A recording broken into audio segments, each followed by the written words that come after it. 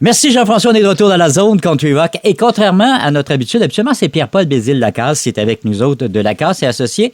Mais aujourd'hui, on a le plaisir d'avoir Chantal Duprat. Bonjour Chantal. Bonjour Denis. Hey Chantal, on va parler encore une fois de finances, un peu de faillite, des choses de même. On va rentrer dans le sujet qui nous touche plus, mais j'aimerais avant, parce que comme Pierre-Paul nous a donné la chance de t'avoir en onde avec nous, j'aimerais te faire connaître un peu de l'auditoire. Chantal Duprat qui travaille chez Lacasse et Associés, qui est une collègue à Pierre-Paul. J'aimerais que tu nous parles de toi un tout petit peu avant qu'on commence à jaser finances puis un cas particulier. Oui, certainement, Denis. En fait, Lacasse et Associés, c'est l'entreprise là, qui appartient à moi et à Pierre-Paul. Donc, moi, je suis professionnelle agréée de l'insolvabilité et de la réorganisation. C'est une très grande appellation, mais qui veut dire que j'ai le titre professionnel pour être capable de rencontrer les gens qui sont en difficulté financière et voir avec eux toutes les options qui sont possibles pour régler leur situation financière. Donc ça fait 15 ans maintenant que je travaille dans le domaine du redressement et de l'insolvabilité. Puis c'est un domaine qui me passionne parce que on est capable de rencontrer les gens qui sont dans des situations vraiment difficiles, mais on est en mesure de leur apporter vraiment des solutions pour régler définitivement là leur situation financière, puis voir le bout de ces situations-là qui sont pas faciles. Donc je m'occupe vraiment beaucoup plus du consommateur. Il y a aussi le commercial qu'on fait de notre côté au niveau du redressement d'entreprise. Pierre-Paul le fait beaucoup plus de son côté. Moi, c'est vraiment le côté consommateur là, que je vais regarder. Les services là sont souvent liés avec ce type de personnes-là. On en parlait avant d'ouvrir le microphone tout à l'heure. C'est que le but de l'exercice, c'est pas de perdre tous ses biens, c'est de conserver ses biens tout en assainissant un peu nos exercices financiers, finalement. Oui, puis souvent, là, les gens attendent trop avant de venir nous voir, puis c'est plus ils attendent, moins il va y avoir d'options possibles pour régler la situation financière. Puis les gens ont peur de venir nous voir. Hein? Un syndic autorisé en insolvabilité, ça fait peur. On a peur de tout perdre. On ne sait pas trop qu'est-ce qui va nous être dit. On se fait des scénarios qui nous amènent du stress inutile. Le titre là, de professionnel agréé de l'insolvabilité ou le titre de syndic autorisant l'insolvabilité, dans le fond, c'est un titre professionnel qui vient démontrer la compétence de la personne à être capable de venir analyser la situation financière, le côté impartial aussi, de s'assurer que ce qui nous est dit comme information, c'est vraiment avec un regard objectif sur notre situation. Donc les gens, c'est plus de dire, j'ai pas le choix si je vais voir un syndic, je vais faire faillite, je vais faire une proposition, et c'est complètement l'inverse, c'est qu'on veut éviter la faillite, la proposition. Ce chapeau-là qu'on a, c'est une exclusivité. Donc, c'est sûr que si on a à aller vers ces options-là, on va être en mesure d'accompagner la personne. Mais les gens, là, plus tôt ils viennent voir, plus il y a un bagage d'options qui va être disponible pour eux. C'est génial. C'est important là, ce qu'on vient de dire là. C'est que si vous avez des problèmes financiers, si vous n'en dormez plus la nuit, c'est le signe que vous devriez aller rencontrer, consulter des professionnels. Oui, tout à fait. Puis il faut avoir confiance aussi. Tu sais, la confiance se bâtit aussi avec le professionnel. Donc, faut pas hésiter à venir le rencontrer, à poser toutes les questions. Puis des fois, là, on va rencontrer une première fois. On va dormir là-dessus sur l'information qui nous a été transmise. Des fois, il y a des plans d'action qui vont être suggérés. Puis on se reparle. Tu sais, c'est vraiment un accompagnateur pour arriver à régler définitivement la situation financière. Puis des fois, les gens ont peur, puis ils disent, là, je vais être tout seul dans ce processus-là. On les invite aussi à venir accompagner.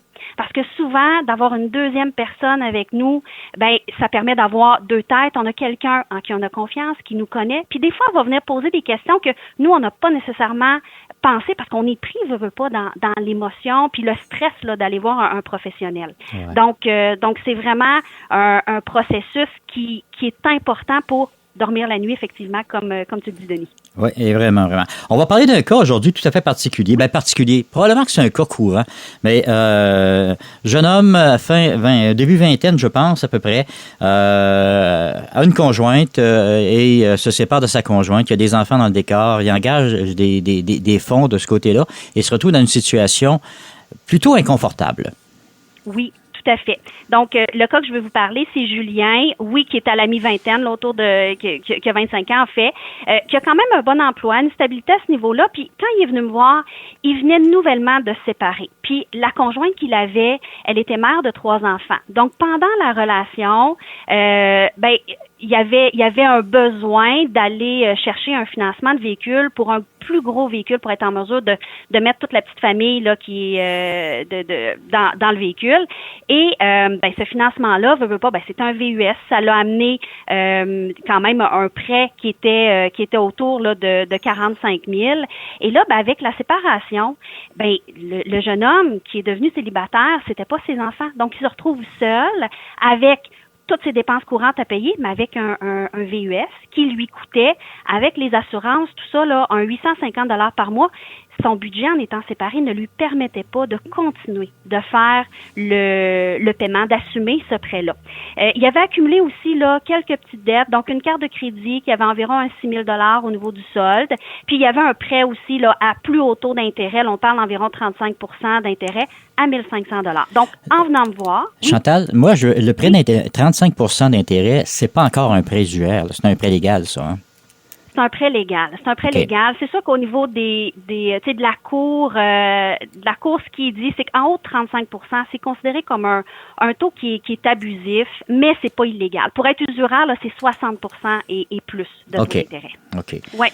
Donc, mais c'est certain que le taux d'intérêt venait jouer, veut pas, sur le paiement, puis sur le montant d'intérêt qu'il allait avoir payé à la fin de ce prêt-là. C'est le prêt qui était de 1 500 $, c'est un 1 000 $ d'intérêt qu'il aurait eu à payer là, sur l'échéance totale du terme.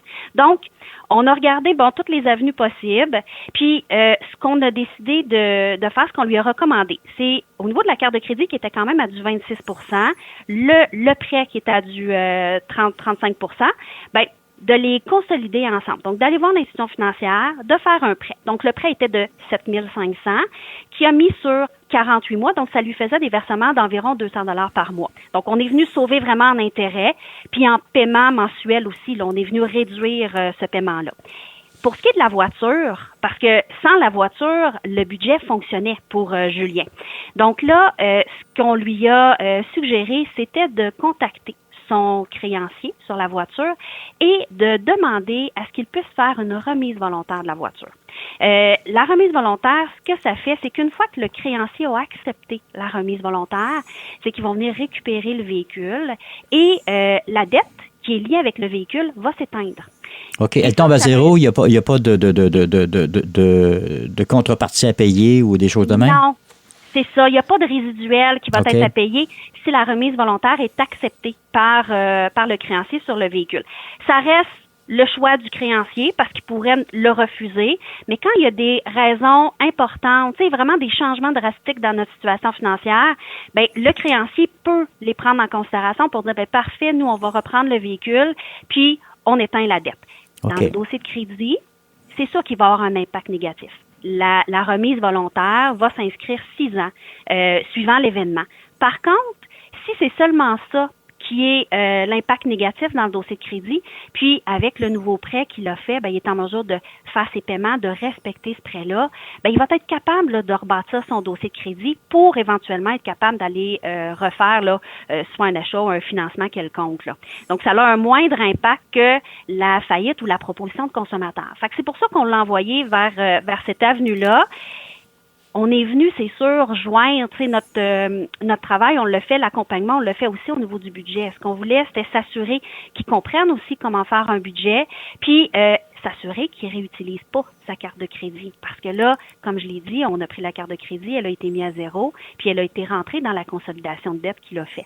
Là, c'est important ce qu'on vient de dire là, c'est-à-dire qu'il ne faut pas se réembarquer dans des dettes de crédit dans les 6 prochaines années, si possible, même à vie, là. Non, c'est ça. Tu sais, normalement, la carte de crédit, c'est un outil de commodité. C'est pas supposé de servir comme outil de financement. Avec les taux d'intérêt qu'il y a là-dessus, quand on laisse un solde sur la carte de crédit, c'est vraiment pas une bonne idée. L'outil de la carte de crédit devrait être vu comme c'est pratique d'utiliser la carte de crédit. parce que, bon, on n'a pas besoin de sortir de l'argent. Si on est à l'extérieur, ben on n'entraîne pas, il y a moins de risques. Au niveau des fraudes aussi, il y a moins de risques que d'utiliser la carte de débit. Donc, au niveau de la carte de crédit, de la remettre à zéro, là, on paye pas d'intérêt. Ça, c'est vraiment important. Donc, la personne qui se retrouve on la remet à zéro, si elle change pas ses habitudes, si elle comprend pas qu'elle doit l'utiliser de la bonne façon, ben elle va la remonter. Il va avoir un nouveau solde. Puis là, ben, on a changé 4,30 pour une pièce, puis on revient à la case départ parce qu'on n'est pas en mesure de payer et le prêt personnel, la consolidation et la carte avec le solde. Et ça, on essaie vraiment de sensibiliser les gens parce que c'est facile d'aller rechercher du crédit, d'aller le réutiliser. Il faut vraiment changer nos habitudes de consommation. Là, c'est important ce qu'on vient de dire. Là, finalement, ce qu'on voit dans l'ensemble des, excusez l'expression anglaise, des patterns, là, c'est que les gens ont une mauvaise gestion de leur budget et se retrouvent dans des situations qui sont difficiles, soit parce qu'ils ont passé une transition quelque part qui ont changé complètement la donne, ou encore qu'il y a une discipline financière qu'ils n'ont peut-être pas eu à la source, là. Oui, ben c'est ça. Je vous dirais, souvent les gens, ils savent pas par où commencer pour faire le budget. Pierre-Paul en a parlé là, dans des chroniques précédentes. Oui. Souvent, c'est vu comme un fardeau. On ne sait pas par où commencer.